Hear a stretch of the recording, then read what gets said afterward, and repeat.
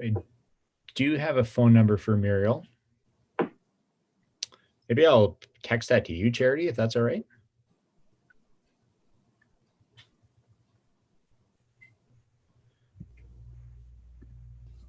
And if anybody's watching, we're just getting things started up, so the public hearing hasn't started yet.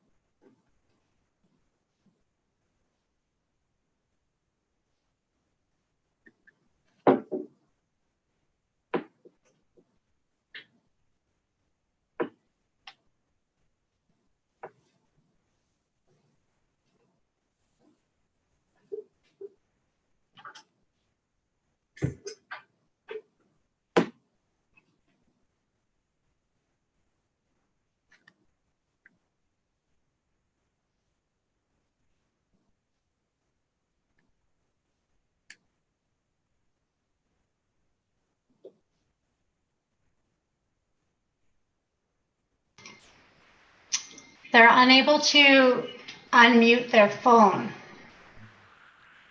So she's thinking about connecting with a laptop. So if we want to get started, they can hear us, but they can hear us. So I don't know if we want to proceed. Will a *6 work to unmute their phone? Is that the code for that? I was going to say that, yeah, try *6.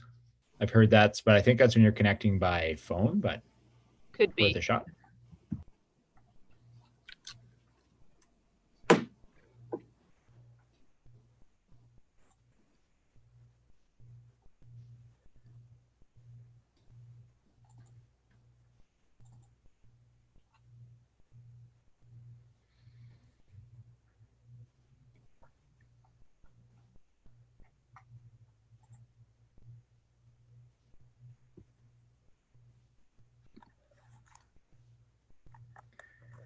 Yeah, she sent me a message through the chat saying she's there as well. So.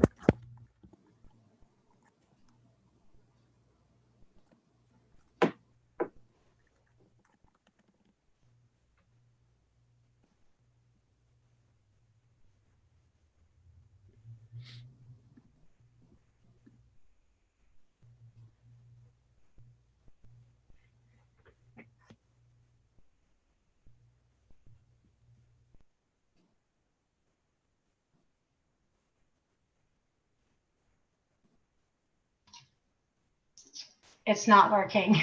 Okay. The space bar is not working, and they're on a laptop. So, and the laptop doesn't have a camera, so that's why the video is not working. But I'm not sure why the audio is not working. So if they would like to use the chat function, we've done that when we've had APC meetings before. Okay. And if you want to stay on the phone with them, Charity, and if they have a comment or question, that would do it that way. Sure. They can use the chat function as well. Once we get to that point. The other option is maybe just a phone in. Yeah, they can try that. Can give you the phone number if you or you can email it to them. I don't know if they've got email access. It's in the Zoom invite.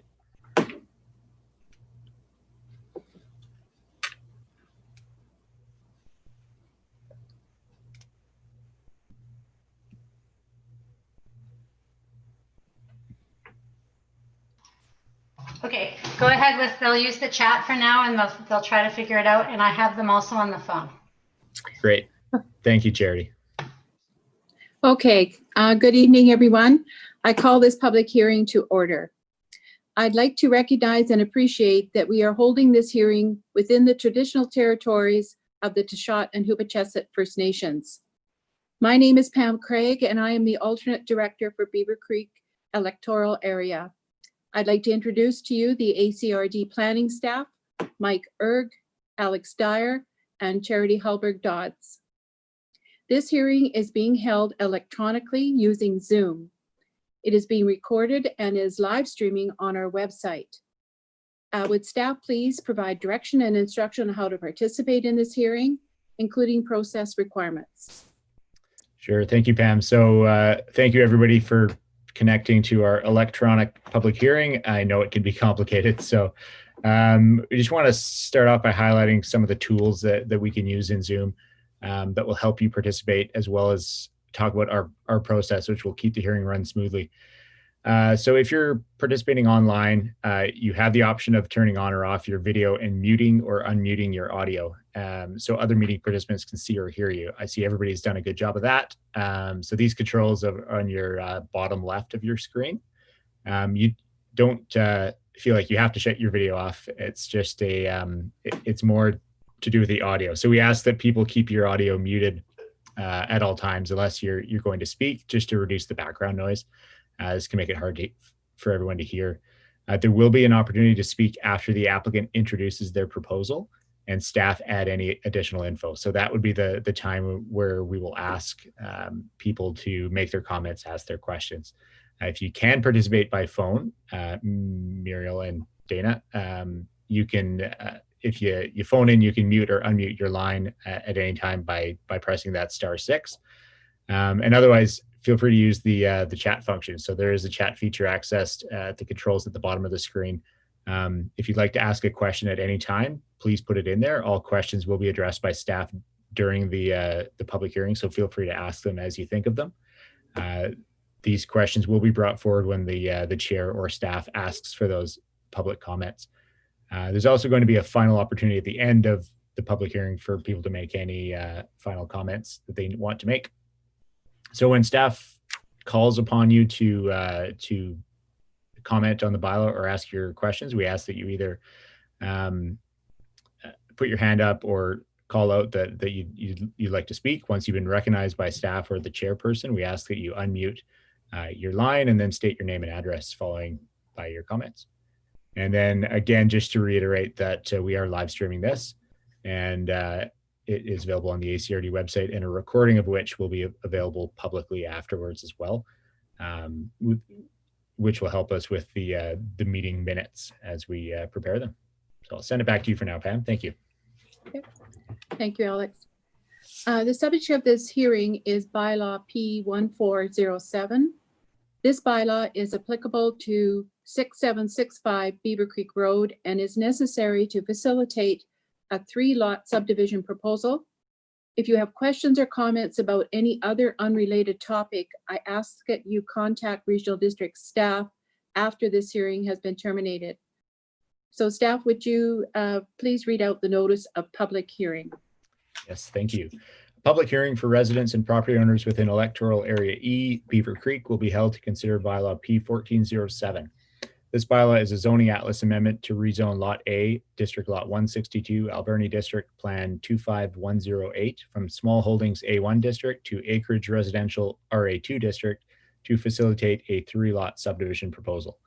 The public hearing will be held by the Director for Electoral Area E, the alternate director, Pam Craig, or the chairperson of the regional district. The board resolution making this delegation, along with Bylaw P1407 and relevant background documents, are available for review online at www.acrd.bc.ca/events/14-7-2020.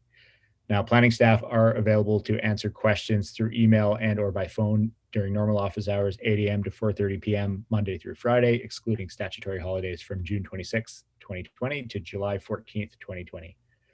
So during the COVID-19 pandemic, providing an opportunity for public input and safeguarding public health are top priorities of the ACRD.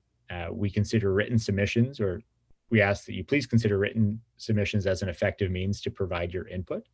Now, anyone who feels their interest in property will be affected by the proposed bylaw will be afforded a reasonable opportunity to be heard. Options include attending the public hearing by electronic means using Zoom video conferencing or teleconferencing, and or submitting correspondence to the ACRD. If you wish to attend the public hearing electronically or by phone, full instructions to do so are available on our website at www.acrd.bc.ca/events/14-7-2020, or it can be provided by contacting planning staff by email at planning@acrd.bc.ca or by phone at 250-720-2700. This public hearing will be recorded and live streamed on our website, and written correspondence can be submitted to the ACRD in one of the following methods: hard copy to the ACRD office drop slot or by mail to the planning department at the address below, an email sent to planning@acrd.bc.ca before 4 p.m. July 14th, 2020. Email correspondence will only be considered received if receipt confirmation is provided by staff. And again, a fax sent to 250-723-1327 before 4 p.m. July 14th, 2020. Fax correspondence will only be considered received if receipt confirmation is provided by staff. All correspondence must be received by ACRD no earlier than 8 a.m. on June 26, 2020, and no later than 4 p.m. on July 14th, 2020. Correspondence submitted and or received outside of these parameters will not be included in the public hearing. That's it for me. Back to you, Pam. Thank you. Great, thank you. So the purpose of this public hearing is to receive input, written and verbal, from any person who believes that their interest in property is affected by the bylaw. The regional board will receive full minutes of this hearing before voting on the bylaw. Staff is taking written minutes that summarize the issues raised.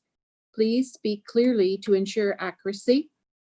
So would the applicant please explain their proposal? Actually, before we do that, sorry to jump in there, but I want to just read out the letters of correspondence that we've received from the public already. I think it'd be prudent to get those out there. So just recognizing that it's more difficult to review these letters while connecting remotely, I'm going to read each one into the public record. We did receive 3 letters ahead of time. So the first letter is from Jill Kent at 6730 Twisden Road. And Jill says, as a property owner who lives beside the property in question, I am not in favor of changing the zoning for the above property from small holdings A1 district to acreage residential RA2. I am not in favor of this change for the following reasons. I am mostly concerned that I have a fish-bearing creek that runs through my property, and I feel there is some untruths and just screwing around in general going on with that creek. When I bought the property, it was made abundantly clear to me that there was a fish-bearing creek running through it by the realtor. When we were in the process of getting the building permit for our house in 2012, it was again made clear to us that we had to stay a certain distance from this fish-bearing creek by you, the regional district. In fact, a contractor putting in the road and driveway to our property was fined for getting too near the creek with equipment, and dirt got pushed into the creek and ended up in Plested Creek. Fisheries followed it back to my property and he was fined. I also have concerns regarding all the septic fields and the creek. I know Muriel had a hard time getting that piece of property to pass a perk test. They even had to dig a drainage ditch right through the property to get it to pass a perk test, which I assume it must have finally passed.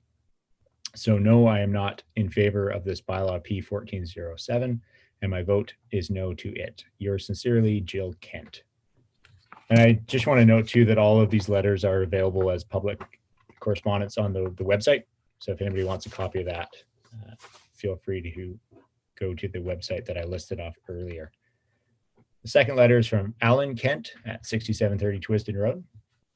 Alan says, as a property owner who lives beside the property in question, I am not in favor of changing the zoning for the above property from small holdings A1 district, sorry, to acreage residential RA2.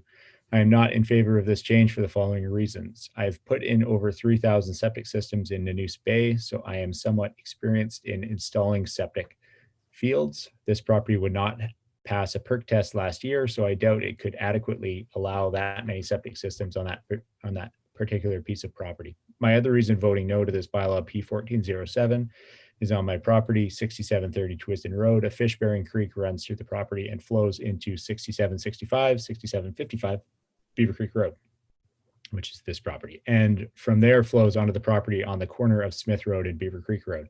From there, it flows under Smith Road and into Plested Creek, a salmon habitat. There is a sign posted at the creek stating this, so this causes me great concern, as now it could possibly be an environmental hazard, or at least a concern as to what gets into the creek. I really don't think you could fit 2 houses and septic systems on that piece of property and not have a negative effect on the creek. At present, there is 1 older house on the property and a small cabin that used to be used. A new house is in the process of being built directly behind the older house, and now they want to put 2 more houses on this piece of property. There is already a commercial RV storage facility on the property, 2, which should this bylaw pass, I understand will be gone. The only good thing about the bylaw. So no, I am not in favor of this bylaw P1407, and my vote for it will be no. Yours sincerely, Alan Kent, 6730 Twiston Road. And finally, the last letter we received ahead of time was from Carrie Young at 6574 Walker Road. So Carrie says, hello, I'm writing this email to reject the proposed change to property status for 6765, 6755 parcel of Beaver Creek Road. That property has always been a hobby farm. Now it has 2 residences on it. I don't believe it should be further subdivided to allow a 3rd residence. The creek through the back of the property has been disrupted, which in the heavy rains may back up and flood the adjacent property. I don't believe they have proper footage to install septic systems without encroaching sewage runoff into the adjacent property. Since when is Beaver Creek allowing development like the city with many subdivisions going to put more strain on our water system, which already has poor pressure at that area? My father's property is next door. He is also not very happy with the proposed 3rd housing. That was not in the neighbor's original plans. And we hear that the 3rd house is going to be big with a big shop and an RV storage for possible rental. They had to dig a ditch down the center of the property to Beaver Creek to allow the area to drain, which may or may not be tied to the old creek running through the back, which in the wintertime also goes through the back of my father's property. Please reject this and keep Beaver Creek its normal, quiet, country style living and not turn it into city type atmosphere. That is why we all chose to live out in Beaver Creek. Thank you, Carrie Young, 6574 Walker Road. All 3 of those letters are available online if anybody wants to read them. And I also wanted to bring attention to the agency referral comments as well. So the agency referral response that was received noted no objections to the rezoning. Copies of that referral are also available online on the ACRD website. If you would like to read them, and they will be included as part of the public hearing report as well. So if the applicants are able to, now would be a good time to present your proposal. If you could, Muriel, if there's a way.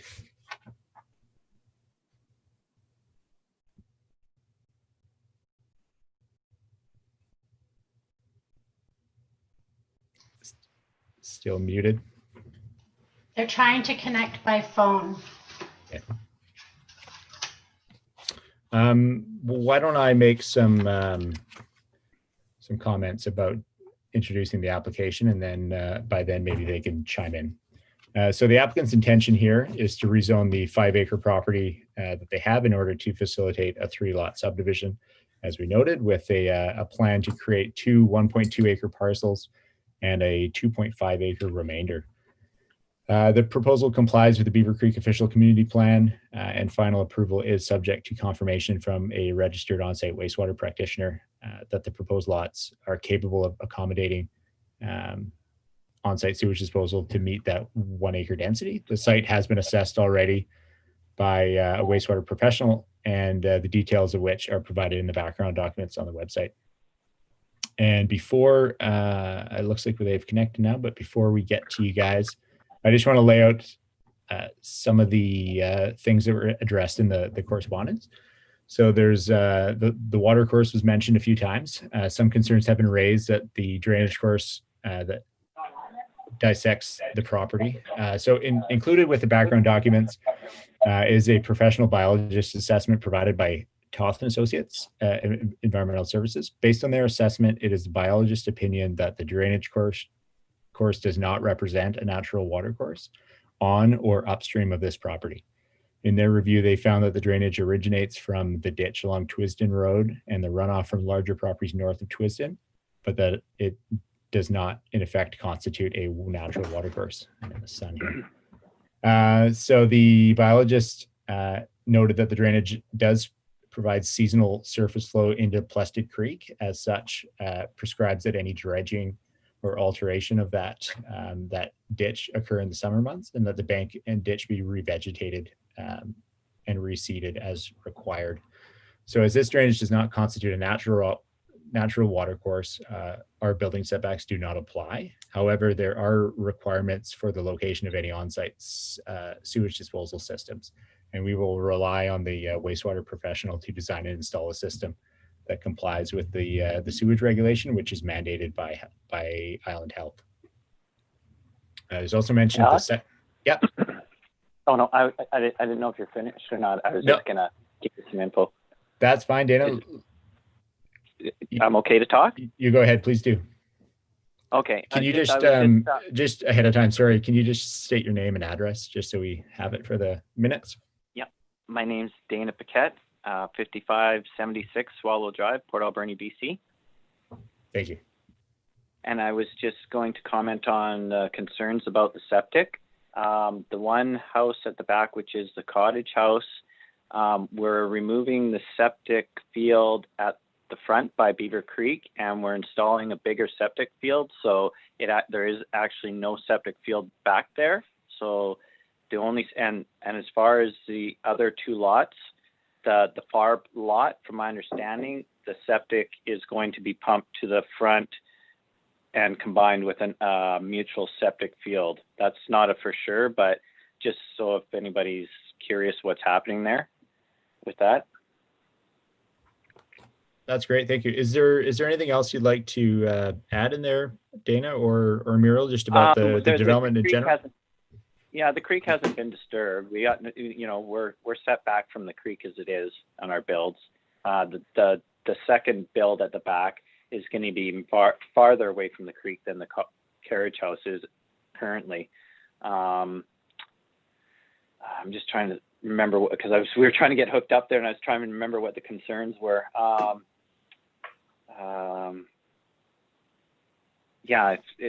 can't remember what.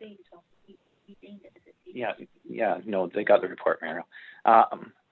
If there's any other questions, we're hooked up now, so we'll be able to reply right away, so I won't have to try to remember. But I just wanted to. I know the septic was one of the main ones, so I wanted to clarify that.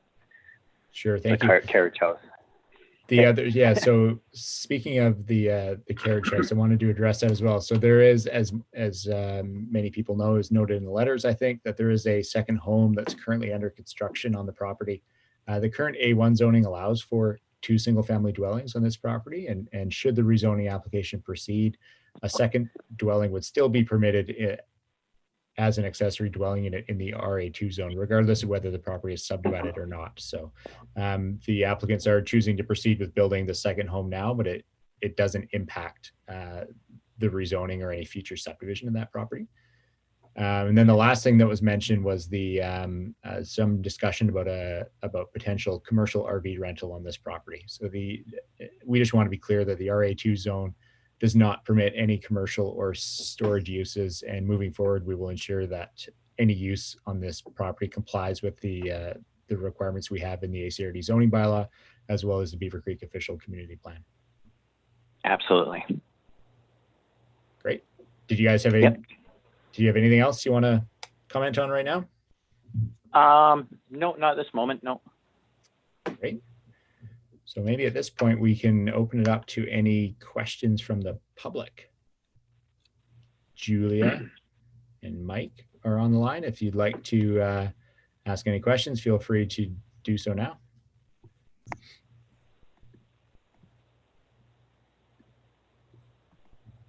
Sorry, just getting back on there. So I just have a question. When I subdivided back, whatever it was, 10 years ago, I was told, I'm sure, by the ACRD that that creek was a fish-bearing creek, and because of that, my neighbors now to the back of us had the setback requirements from the creek. So I'm a little curious, is it now not a fish-bearing creek? So there is some new information on that. So there was a recent assessment done this year by like I said, Steve Toth, in his professional opinion, and he's a professional biologist, that that based on their assessment that the drainage course does not represent a natural water course. So I don't know what that means in the past. I mean, we may not have had that information when you went through your development. It looks like we didn't. Okay. Okay. That's how that happened. Okay. So if this is now not a fish-bearing creek, does that change the setback requirements for Allen, my neighbors immediately to the north of me? Yes. So if this is deemed not to be a natural water course, our setbacks do not apply from it. Okay. We do have it mapped. We do have the riparian area mapped around the creek right now, the drainage course, which is a 15-meter area or a 50-foot area that prior to any land alteration, clearing, excavating, anything like that, you would need to get a biologist back in there to assess it. But Okay. But we've deemed our building setbacks to not apply. Okay. Okay. Great. Good. Thank you. Okay, Alex, Yes. Mike has a comment. So I just wanted to clarify the difference between our setbacks from the stream and the reference to fish bearing. So our bylaw stipulates that there's building setbacks from natural water courses. So if something's determined to not be a natural water course, there may still be fisheries values, and that falls under the Ministry of Environment and the Department of Fisheries and Oceans. And so their regulations may still apply, even though it's not a natural water course, or in some cases they're ditches, but fish do make their way into them. And so if there's fish in them, both the province and the Department of Fisheries and Oceans have regulations that deal with that.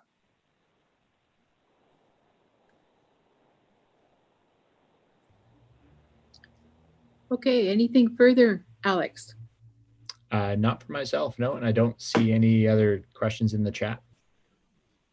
Okay. Thank you very much. So just more information for everyone. Please be advised that members of the Board of Directors cannot receive new information related to this bylaw between the end of this hearing and making a decision on the bylaw at their next board meeting on July 22nd. If any board member does so, the hearing would be invalidated and would have to be held again. So I call for the first time for any further representations on the bylaw. I call for a second time for any further representations on the bylaw.